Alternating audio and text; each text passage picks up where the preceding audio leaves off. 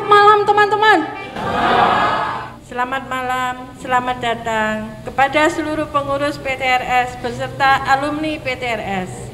Puji Tuhan, pada malam ini kita semua boleh berkumpul dalam acara pendalaman iman dan ulang tahun PTRS ke-21 dalam kondisi sehat walafiat. Yang terhormat Romo Fusi, yang kami hormati Waketum Pak Sutri Yudi Ayin, yang kami hormati Dewan Kehormatan, yang kami hormati Dewan Penasehat.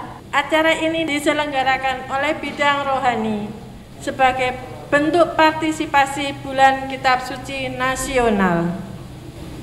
Kami mengucapkan terima kasih banyak kepada keluarga Insinyur Sony yang telah mendukung acara malam hari ini dengan menyumbangkan roti Holland.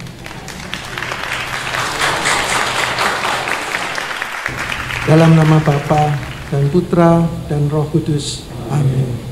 Ya Bapa, kami bersyukur dan berterima kasih pada malam hari ini kami boleh berkumpul bersama pengurus Paguyuban Tulang Rusuk Surabaya untuk merayakan ulang tahun PTRS yang ke-21, dan juga kami akan semakin belajar mengenal sabdamu khususnya tentang Ekaristi pada bulan Kitab Suci Nasional ini.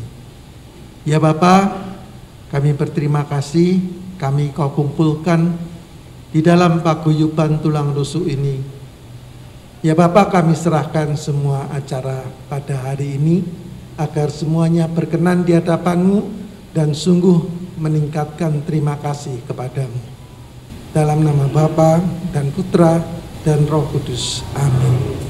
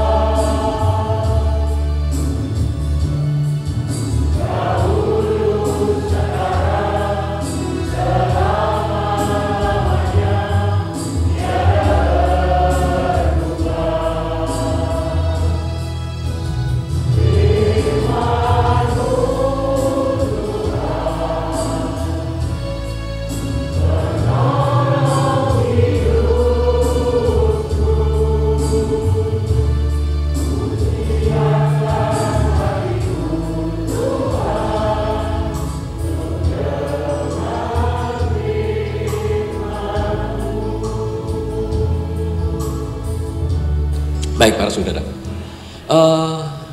ini rahasia gereja yang membuat bertahan hidup dari zaman ke zaman di tengah hantaman badai. Di setiap zaman itu ada saja badainya. Dan inilah Ekaristi. Maka ini saya istilahkan refleksi, ya, refleksi atas Lukas bab 22 ayat 19 ini. Yakni ketika the Last Supper, ya, perjamuan terakhir. Ini Yesus mengumpulkan murid-muridnya Ya, ini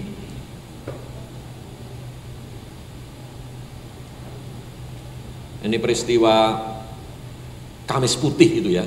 Kamis Putih itu bagi saya peristiwa yang traumatik. Karena persis di Kamis Putih itulah saya dari paroki Blora. Ya. Setelah Kamis Putih selesai, besoknya menjelang Jumat Suci, gereja kami terbakar di Blora itu.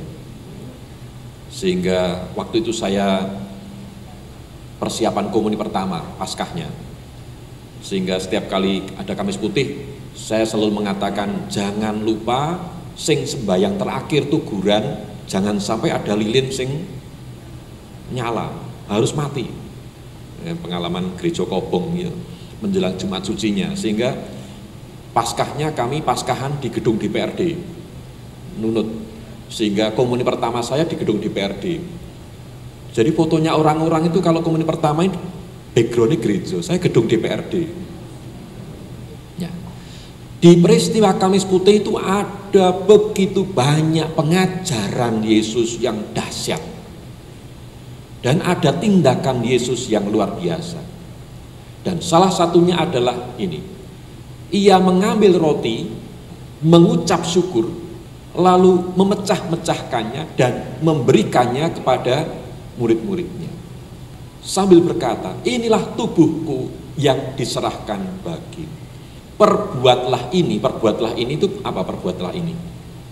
Ya perbuatlah ini, yakni mengambil roti, mengucap syukur, memecah-mecah. Setiap kali kita melakukan tindakan ini, itu berarti menjadi peringatan akan daku. Maka dikatakan ia mengambil roti, mengucap syukur, memecah-mecahkannya dan memberikannya kepada murid-muridnya. Dan setiap kali gereja melakukan itu, maka setiap kali kita mengenangkan peringatan akan Yesus. Maka sebenarnya Ekaristi itu adalah peristiwa memorial. Kenangan akan Yesus. Bapak Ibu dan para saudara, ketika Yesus melakukan ini, dia melakukan perjamuan Paskah. Akan tetapi Paskahnya Yahudi yang masih dikerjakan sampai sekarang. Karena apa? Karena Paskahnya gereja sekarang sudah tidak sama dengan Paskahnya Yahudi. Paskahnya Israel, Yahudi, adalah Paskah untuk memoria, mengenangkan kembali peristiwa Musa bersama orang-orang Israel keluar dari Mesir. Karena keluarnya tergesa-gesa, segera akan dikejar oleh Firaun, tidak sempat masak roti Holland, tidak sempat. Sehingga yang dibawa adalah roti tak beragi, roti yang belum sempat diolah. Maka sampai sekarang kita kenal dengan yang namanya roti tak beragi. Ini tidak ada rasanya.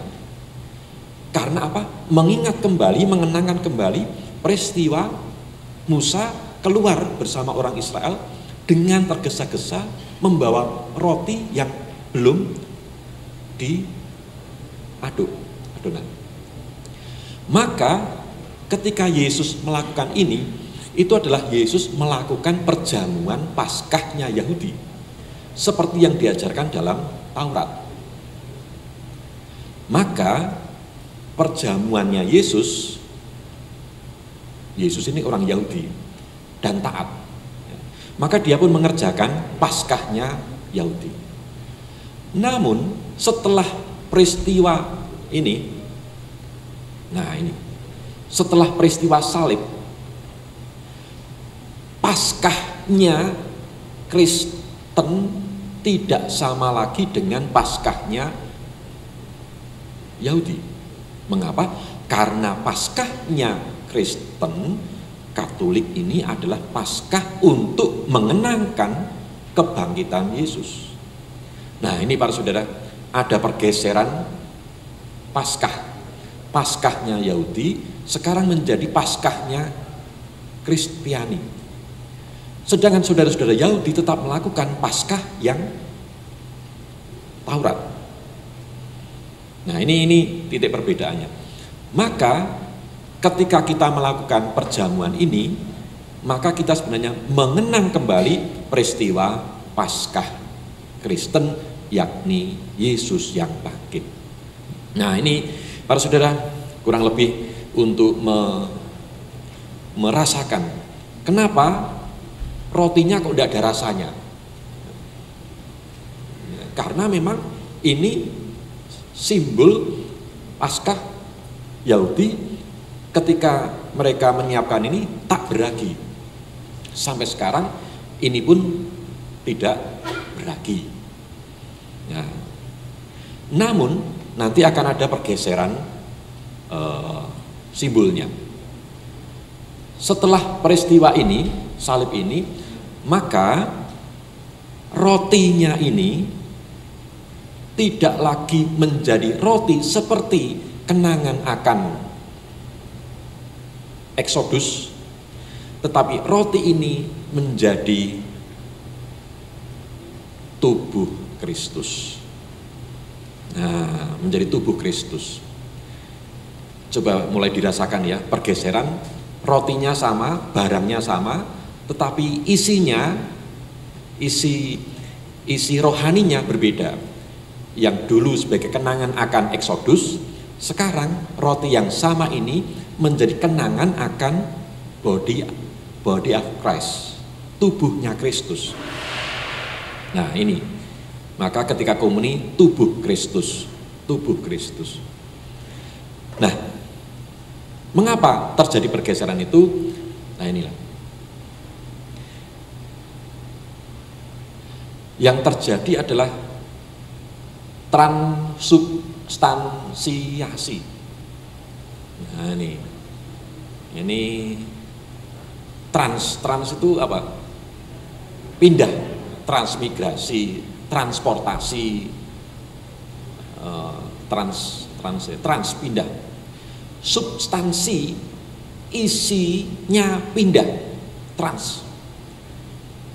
Maka yang terjadi adalah perubahan isi dari roti biasa, trans pindah substansinya menjadi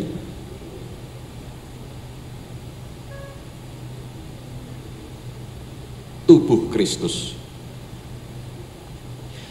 Ini terjadi pada saat sang imam mendoakan yang namanya doa syukur agung. Maka ketika doa syukur agung didoakan oleh imam, terjadi ini transsubstansi. Barangnya tetap, tetapi substansi isinya berubah menjadi tubuh Kristus. Maka saya sembarangan sekarang bisa memegang ini.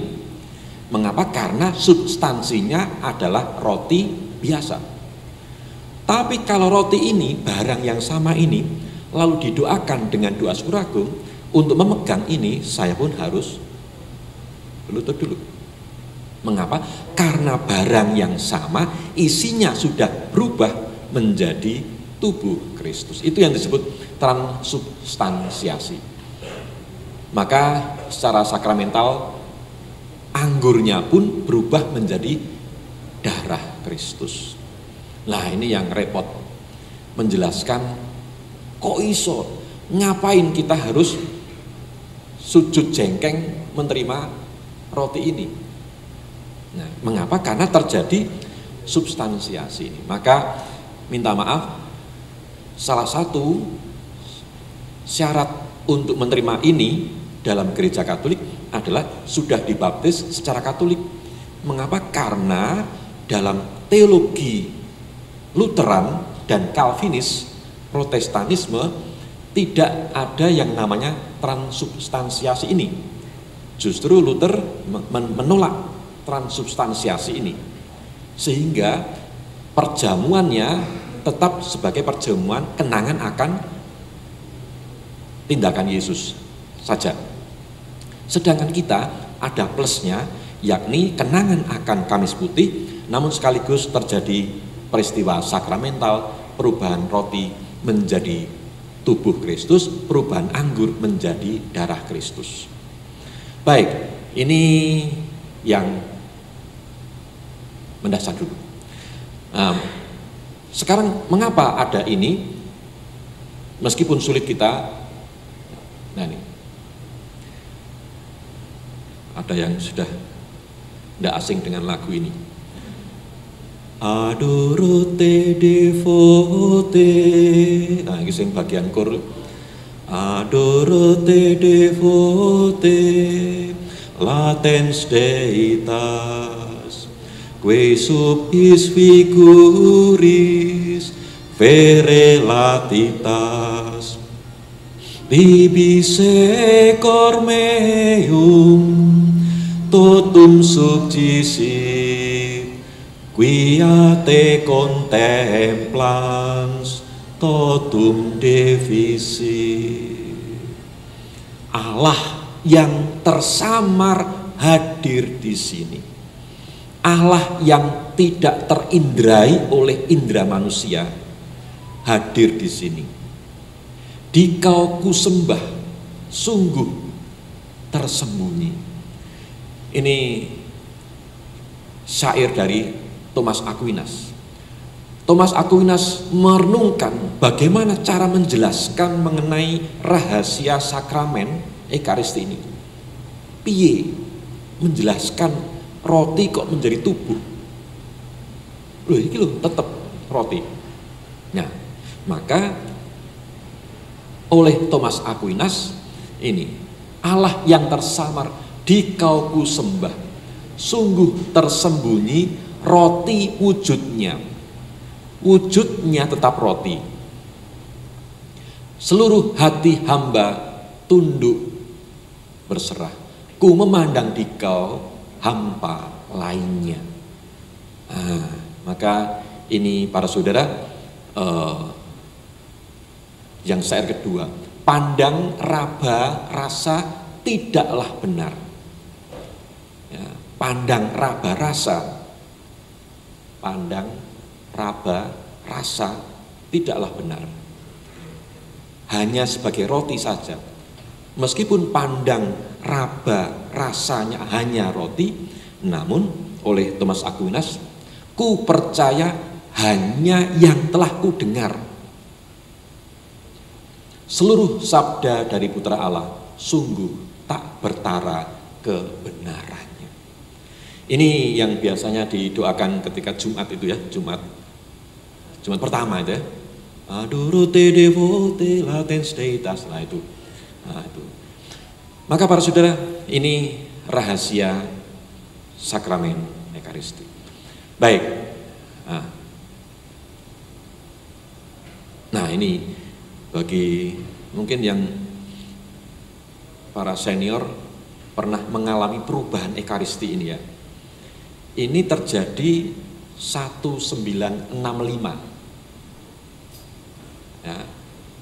Yang ini adalah pra 1965. Maka di katedral itu tabernakelnya yang tengah itu di sini ada badokannya apa? Meja, tembok. Lalu di patung kanan dan patung kiri itu pun ada ini juga. Itu adalah tempat untuk misa. Kalau yang nanti kalau ke katedral, kalau yang altar tengah itu untuk misa publik, misa umum. Kalau yang di samping kanan dan samping kiri itu adalah untuk misa privat. Pak Cok dan yang lain mungkin masih mengalami yang namanya misa waktu itu. Ini umatnya madep ke sini, romone ini. Ini yang namanya Prakonsili Vatikan kedua 1965. Jadi karena romonya ketika misa menghadap sini, lah umatnya weanan porosario terserah. Mengapa romonya menghadap sini semua? Nggak ketok, kecuali nek romonya nggawa spion. Nah, ketika 1965 terjadi yang namanya Konsili Vatikan kedua, gereja mengalami perombakan teologi besar-besaran. Salah satunya adalah posisi altar. Maka pasca Konsili Vatikan kedua, romonya kalau misa Tuhan bersamamu. Kalau yang ini Tuhan bersamamu. Sekarang kita mengalami yang Tuhan bersamamu. Mengapa? Karena ketika 19 Konsili Vatikan kedua itu yang menghadap ini teologinya adalah imam mewakili umat menghadap Allah Tuhan. Jadi imam romo mewakili, karena konsep seperti imam perjanjian lama ya, imam mewakili umat menghadap Tuhan. Baru nanti ketika komuni maksudnya baru menghadap sini lalu dibagi. Itu pun harus melet. Tangannya di bawah kain. Mengapa? Karena teologi waktu itu ini tangan yang sering berbuat baik tapi ya usil. Nah, maka untuk menerima Hosti Kudus ini langsung ke sini, tangannya masuk ke taplak. Ya. Padahal ilat ku ya dosane akeh. Akeh ngapusi, ngrasani mantune yo ilat. Nah, baru setelah itu komuni menghadap. Nah, kalau sekarang teologinya berubah, yakni imam alter Kristus, imam menghadirkan Kristus di tengah umat. Nah, ini beda ya. Sebelum 1965, imam mewakili umat menghadap Kristus. Ketika terjadi 1965, Konsili Vatikan kedua, teologinya berubah. Maka altarnya berada di sini, imamnya. Mengapa? Karena imam menghadirkan Kristus di tengah umat. Itu sangat terasa dengan gereja Kenjeran, ada yang Kenjeran itu ya. Kenjeran, Marinus. Nah, itu kan sangat terasa. Umatnya hampir letter U gitu ya. Nah, letter U semacam itu. Itu sangat terasa. Imam menghadirkan persekutuannya. Nah, ini perubahannya. Baik. Maka para saudara, sekarang kita mengalami Ekaristi yang seperti ini. Nah,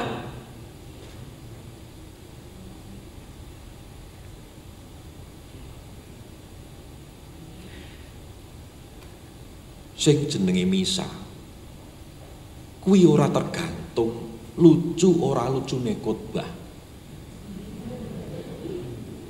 Ya toh? Seakan-akan pulang misa Tuhan hadir nek khotbahe lucu. Kuwi keliru. Bahkan nek khotbahe nganyelke, jengkelke pun ya, berkatnya tetap melimpah. Cuma tensinya naik gitu aja. Ngempet nesu. Khotbah ora cetha ngono lah ya. Berkah melimpah, tensinya jeglek, ngempet jengkel. Ya, itu dosanya romo-romo seringkali ngomong. Mengapa? Karena Ekaristi itu adalah ini. Ketika imamnya mendoakan roti sehingga berubah menjadi tubuh Kristus dan anggur menjadi darah Kristus, pada saat itulah sebenarnya semua doa-doa yang hadir di sini itu disatukan untuk diberkati. Nah, ini loh kuncinya. Jadi firman, khotbah, Injil itu adalah persiapan untuk puncak acara itu. Maka berkatnya melimpah itu pertama-tama adalah pada saat perubahan roti menjadi tubuh, darah, anggur menjadi darah. Mengapa? Karena persembahan roti dan anggur ini disatukan dengan doa-doanya umat Allah, intensi yang disampaikan maupun intensi pribadi, semua diberkati di sini. Nah, maka saya seringkali mengatakan, bagi yang terhalang untuk terima komuni, jangan kehilangan Ekaristi meskipun tidak bisa komuni. Mengapa? Karena puncak berkatnya itu adalah di sini. Ini bukan pertama-tama di komuninya, tapi sing jenenge perasaan. Nek gak kebagian komuni rasane ora marem. Itu pun nek komunine mung secuil, jek misah maneh ning nggon liya ben utuh. Nah, nek dilaleh pas entek, wong akhirnya dijual-jual kecil-kecil ya. Itu. Nah, ini gitu. Mengapa? Karena secuil pun itu sudah tubuh Kristus. Maka maaf, saya dulu ketika komuni pertama diajari sama suster bahwa tubuh Kristus ini bukan hanya saat rotinya utuh, ketika serpihannya pun adalah tubuh Kristus. Maka romonya setelah selesai ini dibersihkan supaya tidak ada serpihan yang tersisa di patena itu. Ya, termasuk saya masih mengerjakan sampai sekarang. Jangan sampai setelah terima komuni sampai ada tersisa serpihan hosti. Caranya piye? Ditilat supaya bersih. Mengapa? Secuil pun itu adalah tubuh Kristus. Sehingga yang namanya roti tak beragi sekarang asin. Nah, soalnya keringetnya malah asin. Nah, itu sampai sekarang tak lakoni nek bar misa kok jek ketok dilat. Ya meskipun sekarang nek dipraktekke diajarke ya rada melanggar protokol ya. Tapi itu teologinya adalah tubuh Kristus itu utuh meskipun secuil-cuil. Nah, maka para saudara, inilah puncak iman kita. Sehingga ini Ekaristi ini adalah tempat untuk menyerahkan semua dimensi hidup kita. Tawa kita, air mata dan tawa diserahkan kepada Tuhan dalam Ekaristi. Yo guyune, yo nangise, yo sehate, yo sakitnya diserahkan. Ini Tuhan, aku serahkan kepadamu.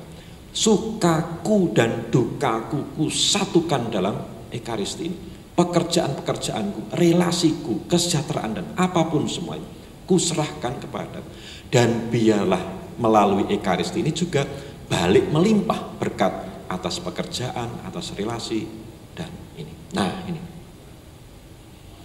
Maka di dalam misa Ekaristi kita meskipun tidak menyerahkan intensi, tetapi doa-doa kita satukan. Ini Tuhan, dalam Ekaristi ini aku serahkan pekerjaanku, aku serahkan harapanku, aku serahkan perjuanganku, kesehatanku, keluargaku, dan sebagainya dalam Ekaristi ini. Dan dari sini juga kita memohon rahmat agar Yesus sendiri yang memberkati roti dan anggur ini menjadi tubuh dan darah, juga memberkati segala sesuatu yang kita serahkan. Nah, baik, sampai di sini ada pertanyaan mengenai Ekaristi. Kurang lebih ini sebagai kenangan akan daku. Maka setiap kali kita merayakan Ekaristi, sebenarnya kita merayakan peringatan akan Paskah. Terima tubuh Kristus, misal-misal datang terlambat, apakah boleh, Romo? Ya, ini balik lagi soal mental. Ya, mentalnya kita adalah mental ngenyang, mental menawar. Ya. Wah, mosok telat khotbah nggak oleh komuni. Nah, masuknya pas khotbah, boleh terima komuni enggak? Ini aku Romo ini dingklo ais, buah pokoknya tak komuni kayak ini. Karena memang sebenarnya Ekaristi untuk sampai ke sini itu sebenarnya ada ritusnya. Ritusnya adalah mea culpa, mea culpa, mea culpa, Tuhan kasihanilah aku. Saya mengaku kepada Allah yang Maha Kuasa dan kepada para saudara. Itu adalah ada untuk sampai kepada ini itu ada urut-urutannya. Ya. Tuhan bersamamu dan bersama di awal misa itu sudah ritus untuk supaya ketika sampai ke sini imanku meyakini bahwa Tuhan hadir di sini. Tuhan bersamamu dan bersama roh. Nah, ini. Sampai akhirnya saya mengaku, sampai akhirnya kemuliaan aku memuji Allah yang hadir di sini, yang mengampuni dosa-dosaku.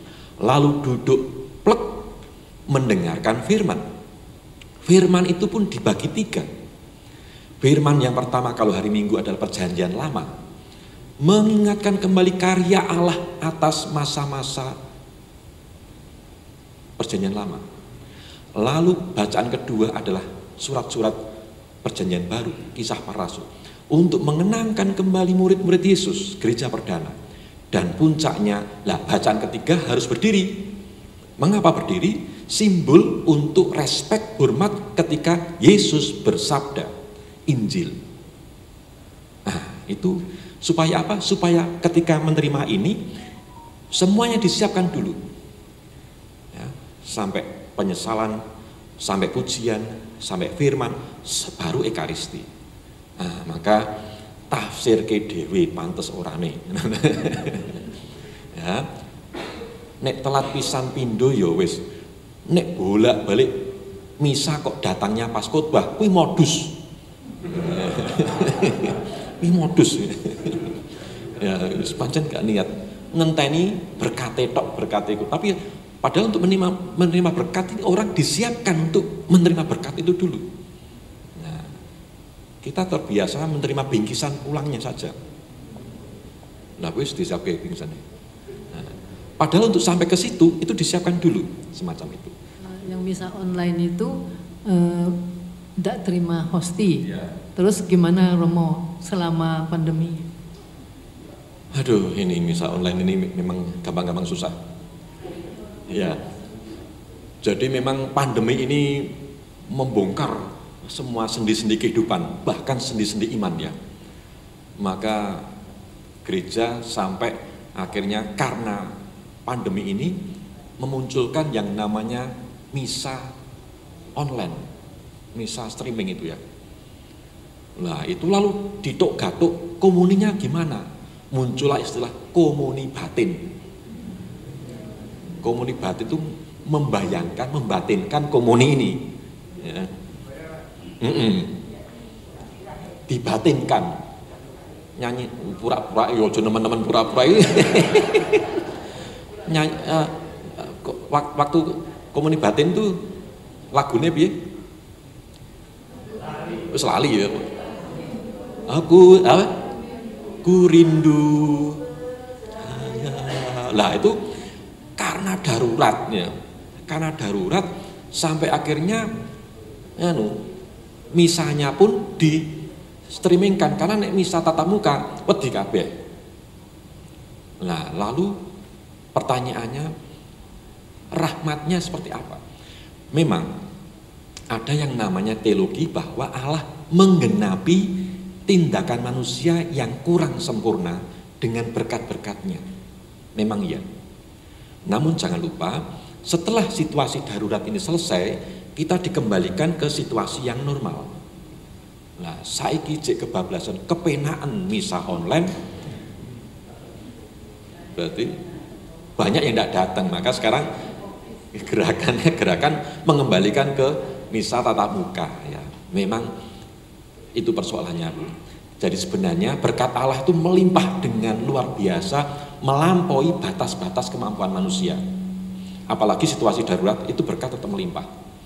Maka termasuk orang yang tidak misa karena tidak mampu misa, itu lain dengan yang tidak misa karena bisa misa ning ora budal misa.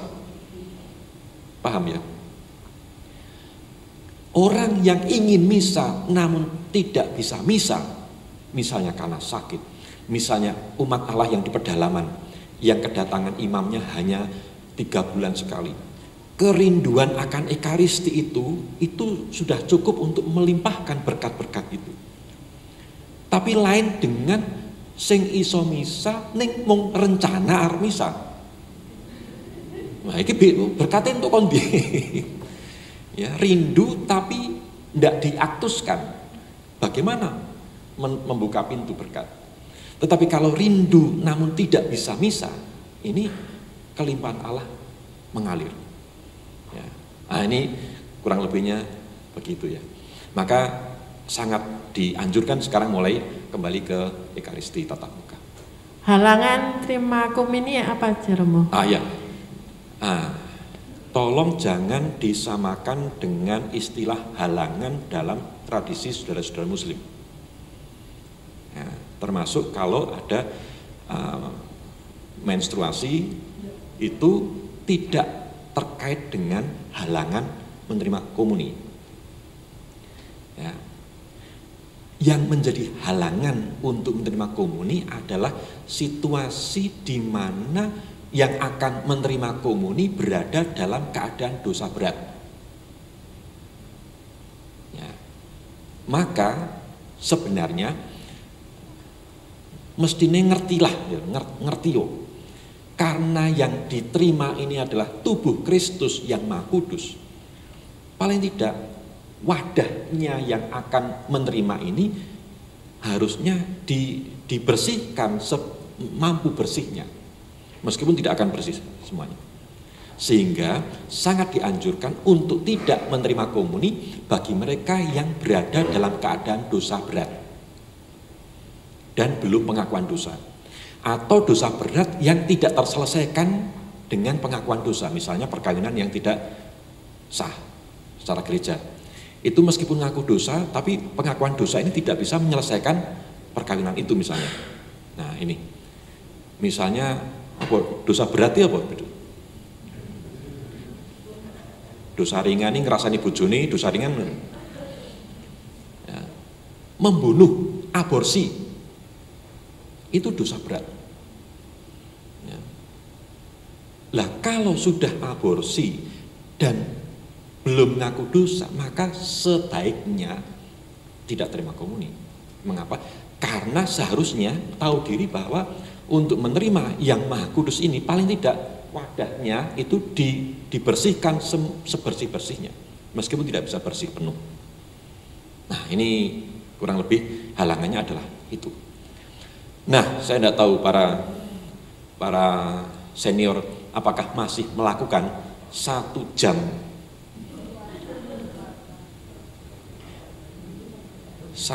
sebelum komuni itu tidak makan minum kecuali air putih atau obat.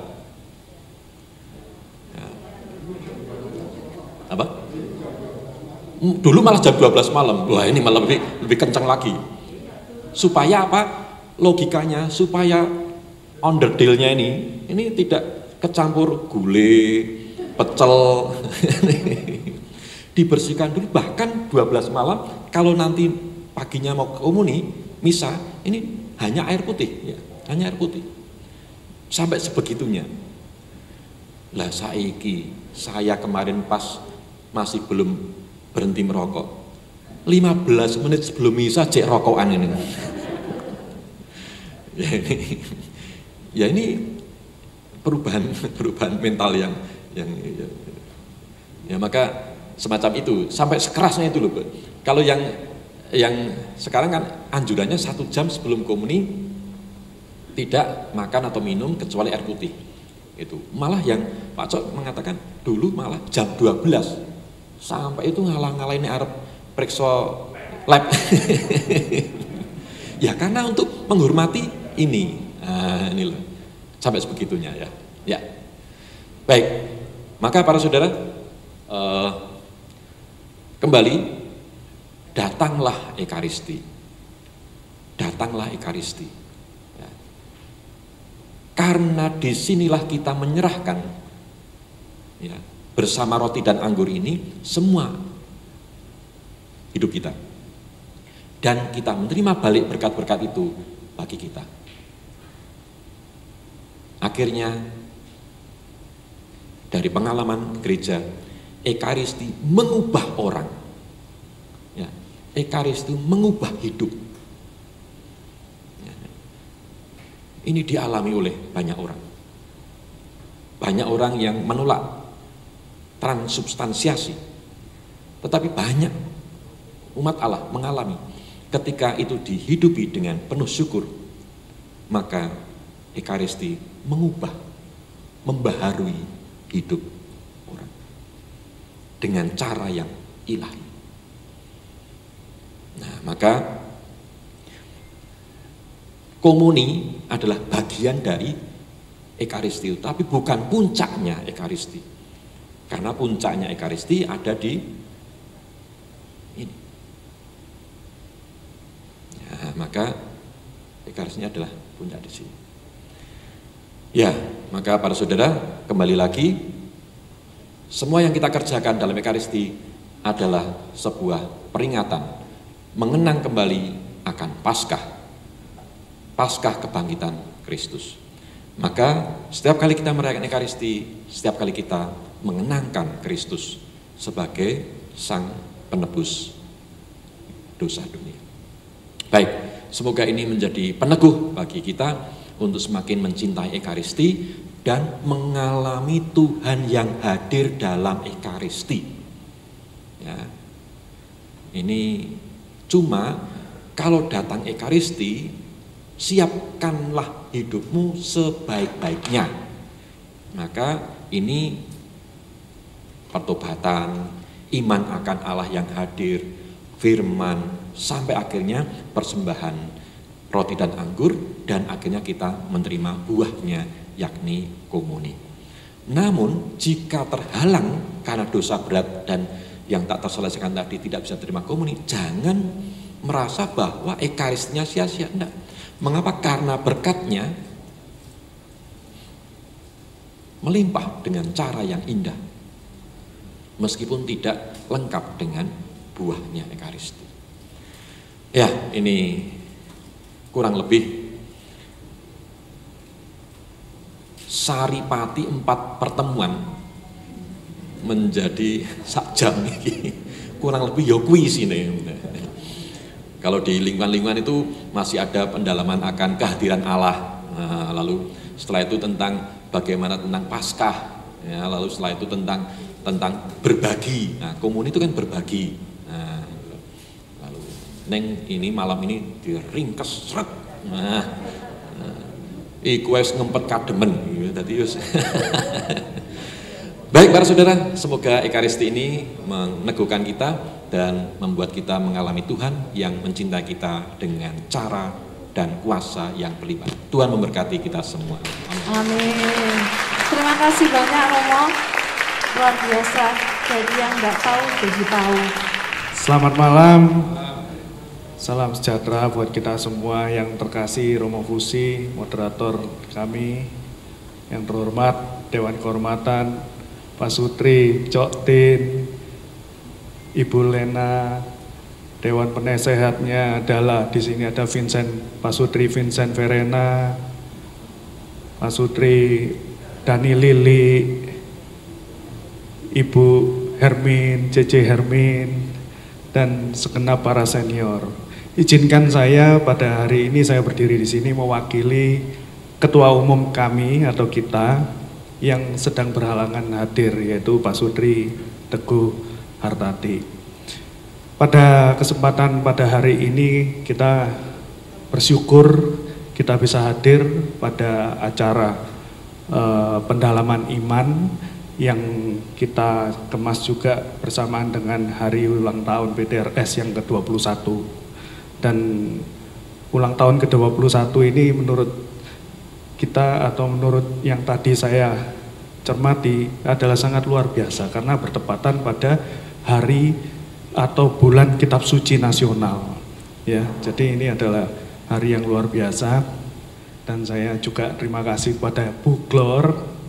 Bu Glor ini yang mengajak saya ingin sedikit sharing. Saya diajak Bu Glor untuk gabung di PTRS dan saya merasa PTRS ini adalah bagian dari keluarga besar saya yang kedua selain dari keluarga besar inti. Dan pada kesempatan pada hari ini saya mungkin ada pertanyaan. Ya. Banyak sekali yang ingin saya sampaikan dan saya bangga menjadi anggota PTRS karena banyak karya yang telah dibuat atau dihadirkan oleh PTRS selama 21 tahun ini. Yang pertama, operasi jantung anak kita sudah melakukan sebanyak 57 anak, Romo. Ya. Terus mendirikan rumah retret Geraha Wacana Leduk. Membuat Gua Maria di stasi-stasi terpencil di Jawa Timur sebanyak 16 Gua Maria. Mengadakan acara donor darah yang kita juga telah mendapatkan 2 rekor muri dan saya mohon nanti tanggal 30 September ini kita mengadakan acara Minggu Oktober. Itu saya mohon teman-teman semua bisa ikut datang membantu mensupport acara kita semua. Ya. Dan membangun Geraha Senior di Pandaan, menyumbang juga untuk seminari di Garum dan terakhir menyumbang untuk renovasi HKY di sini, Romo, ya. Dan masih banyak lagi pelayanan, mengadakan doa bersama, seminar motivasi, paduan suara, dan banyak kegiatan sosial yang telah kami lakukan.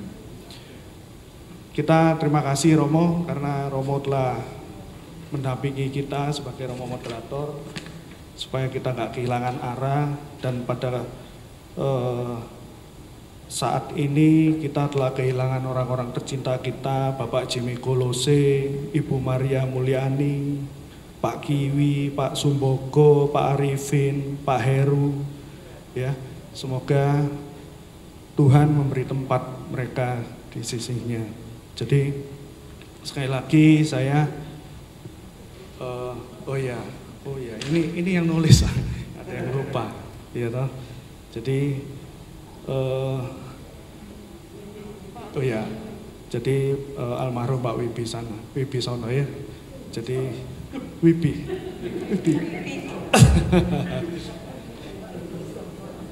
Ya pokoknya saya tahu lah kalau itu. Ya. Jadi itulah kesempatan yang diberikan kepada saya untuk memberikan sambutan. Mohon maaf bila mana ada kurangnya, tapi di kesempatan hari ini acara ini dikemas yang sangat bagus oleh PO-nya, yaitu Pak Sutri Johan Dani, ya, luar biasa, kita tepuk tangan untuk beliau.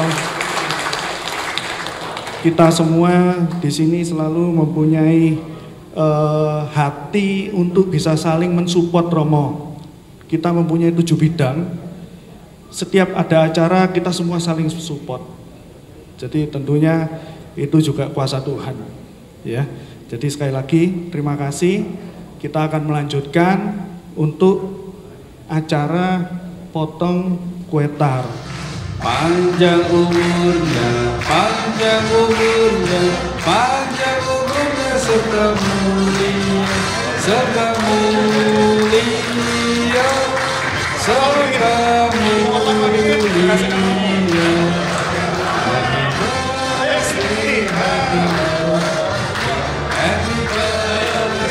Ya kasihkan senior sehat supaya juga panjang umur, sehat selalu.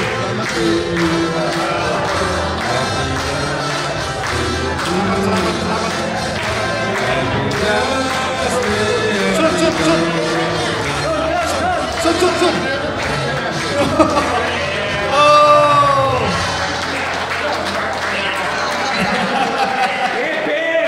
Hurra.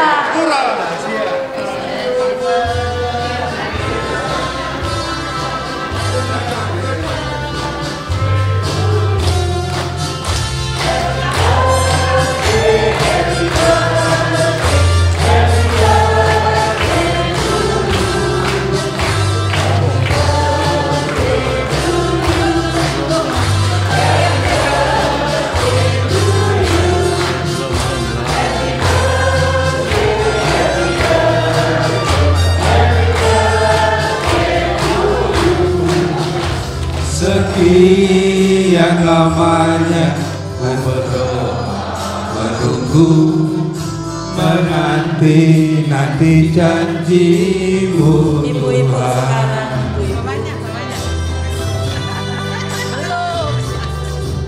Terima kasih ucapkan padamu atas dia yang kau berikan padaku. Sekian lamanya ku berdoa menunggu dan nanti janjimu Tuhan.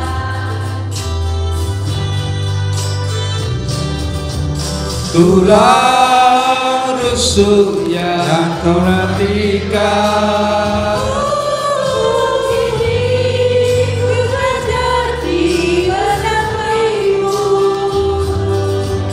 tulang rusuk yang ku nantikan, ku menjadi penolongmu.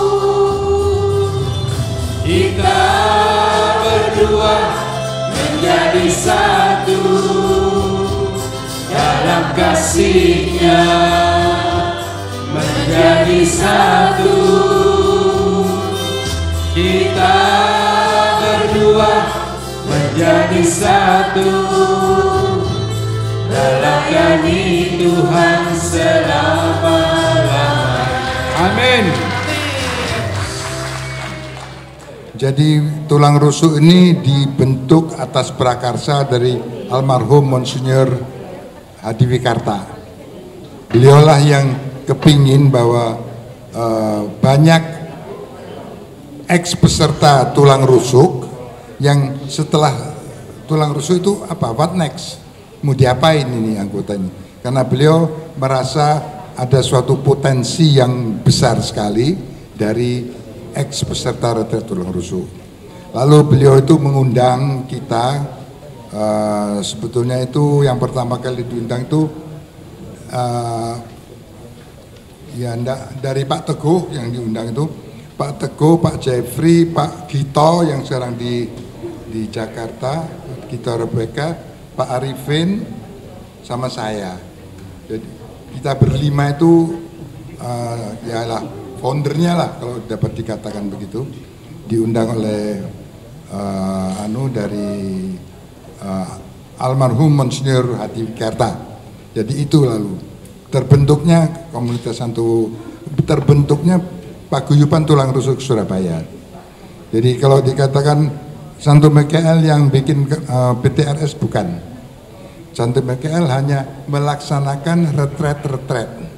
Setelah melaksanakan retret, sudah kita yang nampani, ya begitu. Jadi ini yang keterangan sedikit yang bisa saya sampaikan. Mungkin ada tambahan yang lain yang saya lupa tuh. Seingat saya yang setelah dibentuk itu kan akan ada visi misi ya. Yang berjasa itu Pak Wibik sama istrinya Pak Wibik itu siapa? Bu Natalia. Itu yang membentuk semua 7 bidang itu, dia yang bikin lambangnya, logonya, semua itu dari mereka berdua. Dan juga waktu itu kita banyak mengadakan keluar kota untuk kayak rekoleksi segala macam. Itu Pak Wibik yang mengadakan dan kita semua banyak ikut serta di dalam kegiatan itu. Dan setelah itu yang paling menonjol adalah setelah dibentuk 7 bidang itu yang ini bantu yang jantung ya Pak Cok ya. Itu yang paling menonjol waktu itu ya, jantung, sehingga waktu itu banyak sekali yang nyumbang. Nah, selanjutnya mungkin Bu Christine. Bu Christine paling banyak tahu. Dilengkapi Bu. Iya, sebenarnya kalau saya open di sini, sebenarnya saya tuh bukan sekretaris yang pertama. Pada saat itu sekretaris yang pertama tuh Pak Sugito, ya, Pak Sugito dan Pak Agustian ya.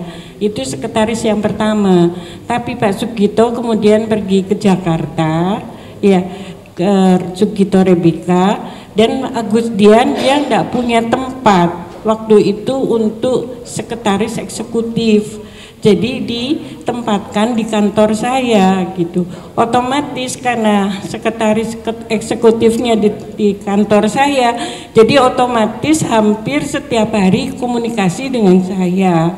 Apalagi Pak Teguh kan ketuanya. Jadi Pak Teguh ya mau tahunya ya saya sudah gitu. Nah, Gustiannya hanya kadang-kadang saja datang ke kantor untuk nyambangin ya sekretarisnya. Jadi sebenarnya tuh saya waktu itu dengan Bu Verina ya itu masih di bidang. Jadi saya ketua bidang bina relasi ya kalau nggak salah. Bina relasi itu adalah kita mengumpulkan alumni dari angkatan retret tulang rusuk ya untuk kita buat rekoleksi. Jadi misalnya dari teman-teman tulang rusuk ini udah selesai retret, kita buat 3 kali pertemuan. Nah di 3 pertemuan itu, 1 perkenalan ya, yang kedua kita juga kasih mereka 1 firman atau apa kita panggilkan Romo ya, dan kita ajak mereka untuk jadi pengurus. Waktu itu saya dengan Bu Verina dan dengan Heli John, mungkin ada yang tahu ya Bu Heli John ya, beliau orang Manado ya, sayang Pak Johnnya sudah almarhum, sekarang Bu Helinya di Jakarta. Nah pada saat itu juga kita pernah minta advice-nya tuh sama Pak Wibik. Pak Wibik, kita ini mesti apa untuk bina relasi ini.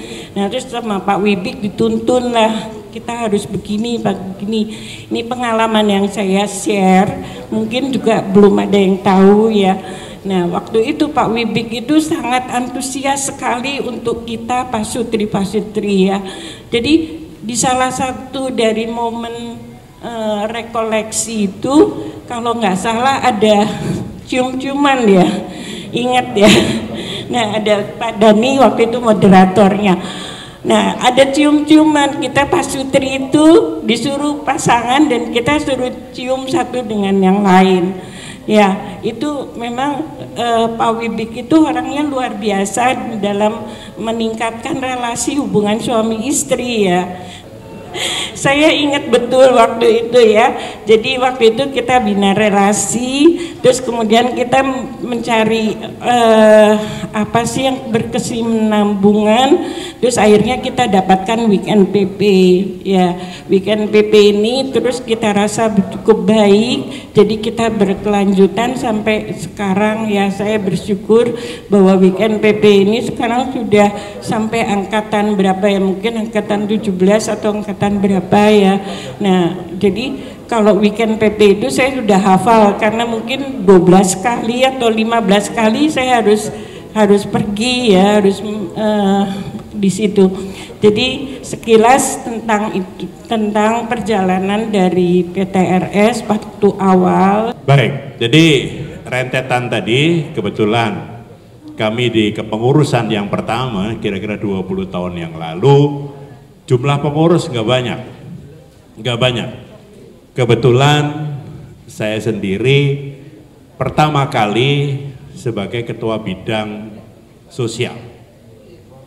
Jadi apa yang disampaikan tadi dari operasi jantung anak itu adalah pada saat pertama kali tulang rusuk dan saya di ketua bidang sosial. Ya, jadi saat itu memang lagi getol-getolnya, gencar-gencarnya Indosiar itu juga melakukan operasi jantung. Jadi Indosiar menggalang dana untuk operasi jantung. Jadi memang sama-sama kita kerjasamanya bersamaan waktu itu sama-sama di Rumah Sakit Dr. Sutomo. Ya sampai ada jadwalnya di Sutomo itu ini yang dari Indosiar apa dari tulang rusuk gitu ya. Nah kita cuman spesifikasinya, spesialisasinya diambilkan ke operasi jantung anak. Karena yang masih punya rentang usia hidup cukup panjang. Ya jadi kalau yang sudah ada umur, udah tua, dewasa, kita kurang, ya bocah jadi Pak. Jadi kita khususkan arahkan ke jantung anak. Ya terutama banyak yang punya masalah kelainan jantung itu adalah klep jantungnya bocor mulai dari lahir. Ya jadi yang waktu itu paling dikenang pertama adalah anak perempuan dari tukang becak. Ya, jadi pada saat pertama memang kita mencek waktu itu betulkah rumah dari siapa anaknya yang kita mau bantu operasi jantung itu betul-betul membutuhkan. Ya jadi kebanyakan malam itu saya naik becak masuk ke kampung-kampung yang memang rumah orang tuanya di situ. Ya, jadi pertama kali memang dipanggil saya sendirian. Jadi saya naik becak, saya jalan kaki, itu memang saksi mata ke orang tua yang anak dari tukang becak tadi. Ya sampai saya ini dipanggil dokter tulang rusuk. Kapan sekolah nih? Ya, jadi kalau diajak ngomong itu saking berharapnya sampai orang tuanya itu manggil saya itu dokter tulang rusuk. Dia nggak tahu tulang rusuk itu sopo. Sampai pulang pun saya dipanggil dokter. Ya dokter semoga nantinya begini begitu. Ya semua nengai mau nggak becak mana pulang. Ya itu sampai cukup banyak dan intilah tulang rusuk cukup dikenal dan kita mengorbitkan pertama itu memang ke pengobatan jantung anak karena waktu itu memang gencar-gencarnya Indosiar juga menggalang dana di operasi jantung ya di Rumah Sakit Dr. Sutomo. Kira-kira sampai berikutnya apakah generasi berikutnya saya masih di sosial atau apa itu yang saya kurang ingat, apakah setelah itu ingat saya digantikan oleh Pak Loke. Bidang sosial itu digantikan oleh Loke, apakah itu generasi periode ketiga ataukah periode kedua. Ya, yang diutamakan juga pada saat itu di bidang sosial itu juga kami mencari orang tua asuh untuk kita carikan anak asuh.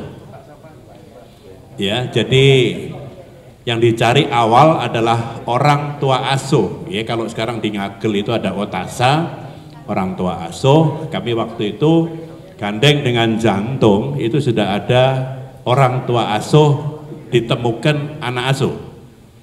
Jadi kita mencari orang tua asuh dulu, apakah itu untuk SD, untuk SMP, bahkan kita sampai ada yang waktu itu kuliah, ada 1-2 orang, itu yang kita biayai sampai lulus kuliah. Jadi orang tua asuh dia tidak kenal anak asuhnya.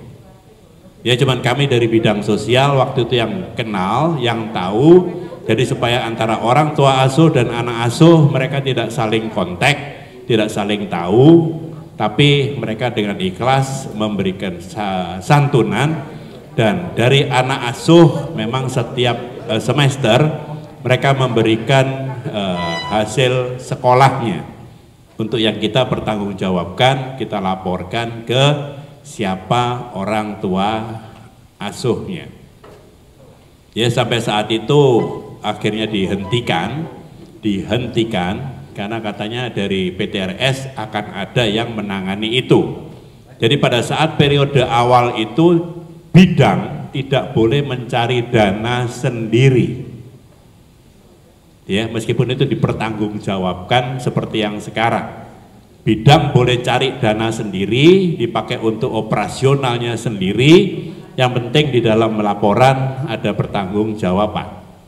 Pada saat itu kita dilarang, jadi tidak boleh kita menggalang dana sendiri, mencari orang tua asuh, dan menyalurkan ke anak asuh, itu nggak boleh.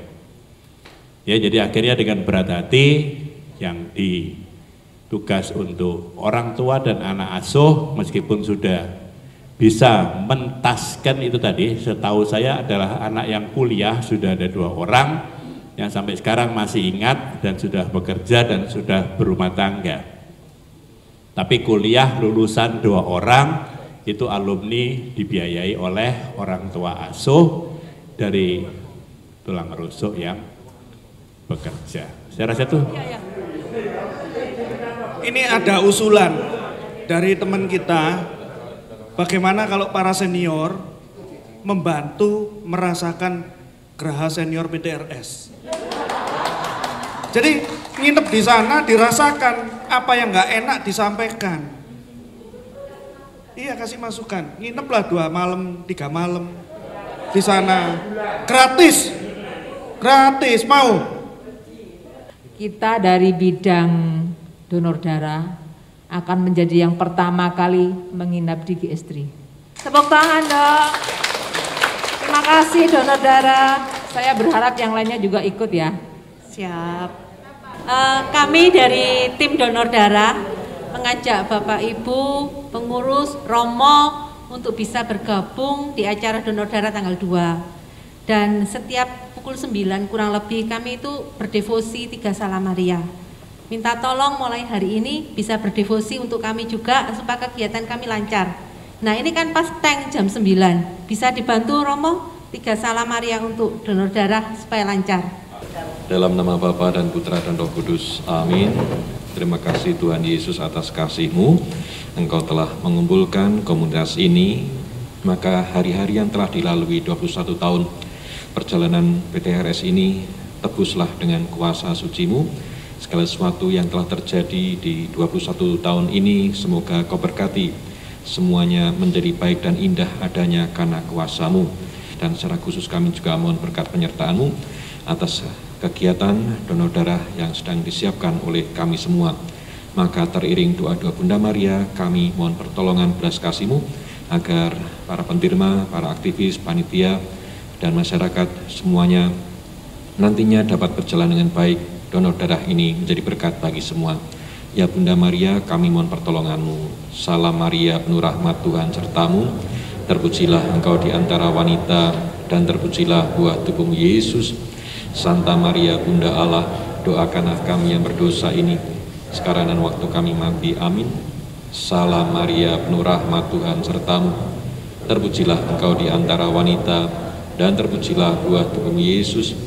Santa Maria Bunda Allah, doakanlah kami yang berdosa ini, sekarang dan waktu kami mati. Amin. Salam Maria, penuh rahmat Tuhan serta-Mu. Terpujilah Engkau di antara wanita, dan terpujilah buah tubuh-Mu Yesus. Santa Maria Bunda Allah, doakanlah kami yang berdosa ini, sekarang dan waktu kami mati. Amin. Tuhan bersama-Mu. Semoga saudara semuanya senantiasa dilindungi, dibimbing, dan diberkati oleh berkat Allah yang Maha Kuasa, Bapa, Putra, dan Roh Kudus. Amin. Terima kasih Bapak Ibu. Terima Terima kasih Terima Romo. kasih Romo.